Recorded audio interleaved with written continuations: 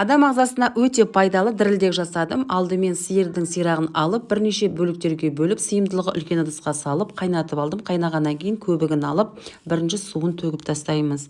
Одан кейін екінші рет су құйып, үстіне ет, татымына қарай тұз, қара бұрыш, лабыр жапырағын салып қайнатасыздар. Қайнағаннан кейін міндетті түрде тағы да көбігін аламыз. Көбігін алғаннан кейін баяу отта сирақты кем дегенде 5-6 сағат қайнатып аламыз. Етті 1,5 сағаттан кейін сүзіп алдым, өйткені жас малдың еті болғандықтан. Одан кейін 5-6 сағат қайнағаннан кейін тұзды аз саламыз, өйткені су тартылғаннан кейін ашты болып кетуі мүмкін. Мінекей барлығын сүзіп алғаннан кейін алдымен етімізді, одан кейін сіңірімізді барлығын жақсылап турап аламыз.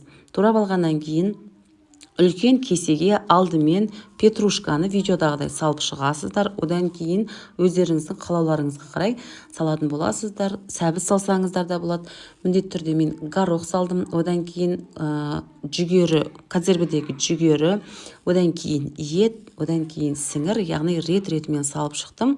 Ең соңынан укропты салдым. Одан кейін біздің яғни сүйектер болуы мүмкін сорпаның құрамында, сол себепті сорпаны ситадан сүзіп алып барып құясыздар. Осылай құйғаннан кейін 1-12 сағатқа қалдырасыздар. 10-12 сағаттан кейін біздің дірілдегіміз дайын болады. Мінекей біздің дірілдегіміз дайын.